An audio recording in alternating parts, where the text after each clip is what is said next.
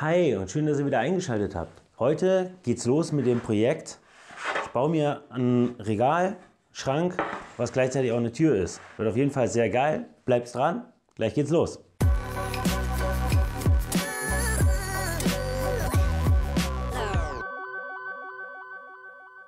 So, heute mal ein bisschen, ich habe mir mal ein bisschen was übergezogen. Bei mir in der Werkstatt ist es ganz schön kalt. Also ich habe zwar die Heizung die ganze Zeit laufen lassen, aber irgendwie haben wir trotzdem nur 8 Grad hier drin. Ich habe hier die Bretter, das werden die Einlegeböden und oben und unten.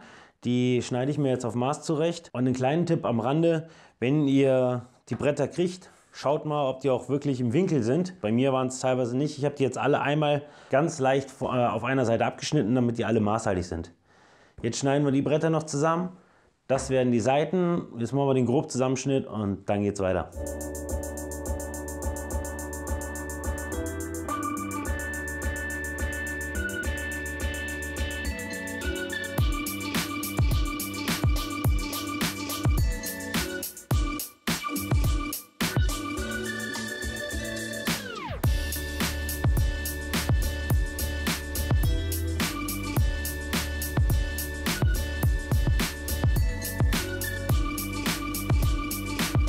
So, jetzt haben wir die grob zusammengeschnitten. Ich habe mich jetzt hier bei den Brettern entschieden für eine Länge von 61,9 cm. Das liegt daran, die Tür ist zwar 81,5 breit, aber dadurch, dass wir die Tür hinterher noch drehen müssen und hier außen die Bretter ja auch noch dran kommen, wird das Ganze halt nicht so breit. Ich habe mir die jetzt so sortiert, dass die schönen Seiten, also die mir gefallen, oben liegen. Und das ist jetzt die Rückseite. Ich mache mir jetzt hier noch so ein Schreinerdreieck drauf, damit ich dann hinterher die besser zuordnen kann.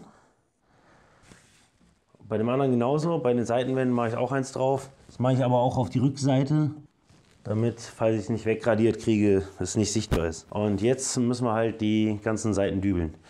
Gut, damit ich jetzt nicht zu tief hier reinbohre, habe ich mir jetzt einfach mal hier so einen Dübel genommen.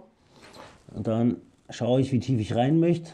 Und dann habe ich mir den hier dementsprechend am Rand markiert. Jetzt muss ich natürlich später dann in die seitlichen Bretter, muss ich dann natürlich später nur die Tiefe reinbohren und das lange Stück, das kommt jetzt hier rein.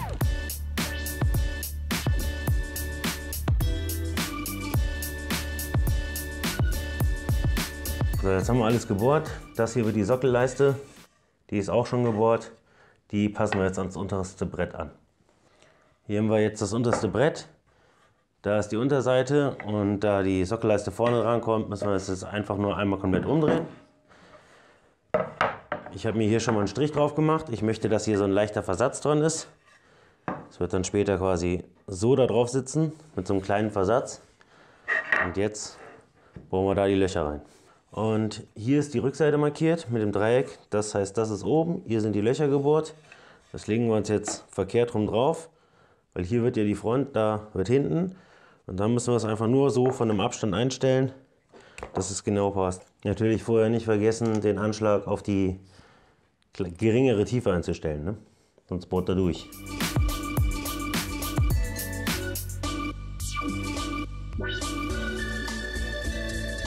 Gut, jetzt haben wir die Seitenwände. Hier ist ja das Schreinerdreieck drauf.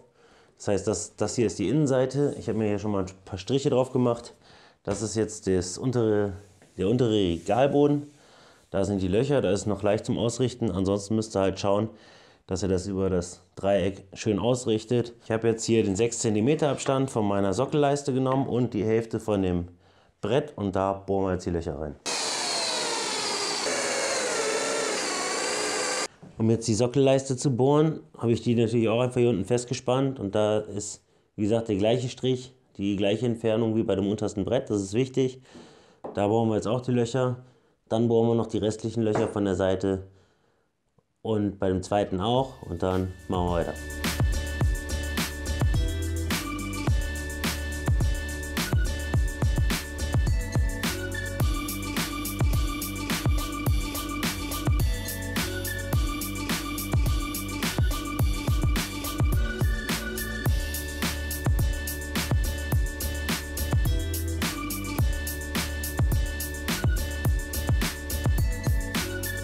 Jetzt haben wir endlich alle Löcher gebohrt, hier genauso wie in den Seitenwänden. Jetzt bringe ich das schon mal rüber und dann kann sich das von der Temperatur schon mal ein bisschen anpassen und dann machen wir noch schnell die Rückwand.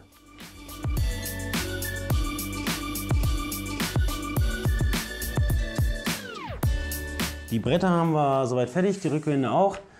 Jetzt möchte ich aber noch, das soll ja später eine Tür werden, also brauche ich auch noch einen Türgriff oder sonst irgendwas. Es kommt halt keine Klinke dran und deswegen machen wir uns eine Griffmulde und die machen wir hier in das vorletzte Brett, quasi das zweite von unten. Da mache ich hier auf der Unterseite jetzt noch eine Griffmulde rein und dann gehen wir rüber.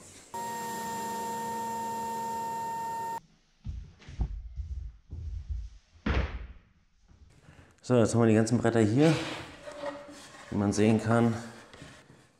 Hier ist die Griffmulde drin. Die haben wir jetzt in das zweite Brett von unten reingemacht. Das zeige ich euch dann auch nochmal, wenn es zusammengebaut ist. Jetzt bauen wir erstmal den Grundkorpus zusammen. Dafür schneiden wir uns natürlich erstmal das unterste Brett und die vordere Stoßleiste und das verleimen wir jetzt alles zusammen.